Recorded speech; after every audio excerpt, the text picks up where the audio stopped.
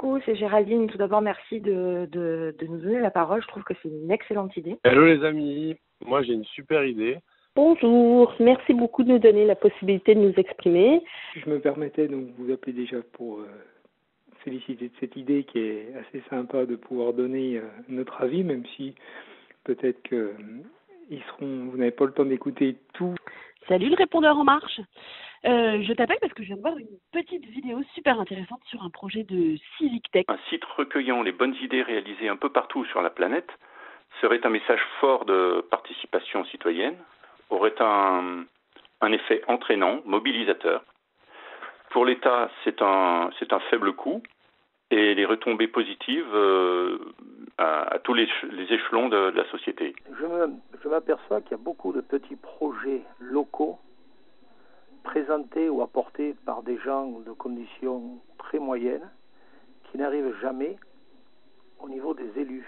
Où seraient regroupées toutes les initiatives individuelles ou associatives, telles que rencontres, échanges, enseignements des sagesses, etc., pour faire émerger la prise de conscience de fraternité et d'unité dans la diversité. Depuis fin 2015, on fait cette expérimentation qui s'appelle le projet S.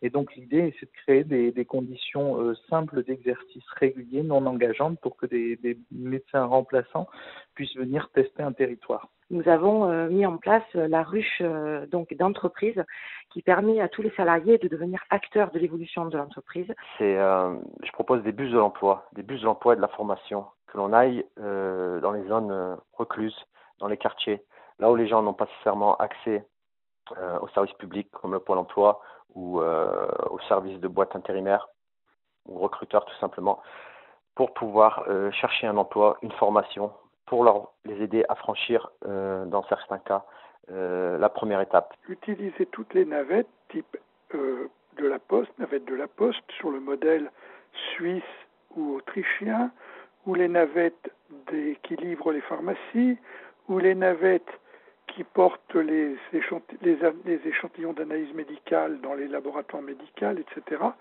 Bon, il existe un certain nombre de navettes quotidiennes qui apportent cet office, qui pourraient devenir des moyens de transport pour transporter les gens des zones rurales vers les gares et faire ainsi de l'intermodalité.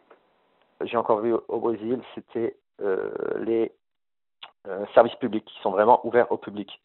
Là-bas, vous avez des centres commerciaux, et dans les centres commerciaux, il y a des grands bureaux avec tous les services publics, la sécurité sociale, la CAF, l'état civil, et c'est ouvert de 18h à 22h. C'est vraiment ouvert au public. Donc, les gens qui travaillent après 18h, ils peuvent aller faire leurs courses et en même temps leurs papiers.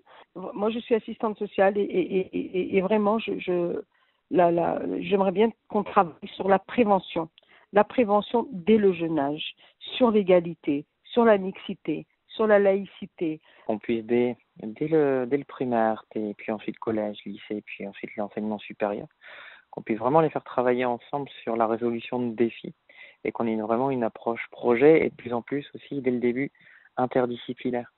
Donc voilà, en fait, pour changer la politique, il faut se poser sur notre jeunesse et surtout faire évoluer.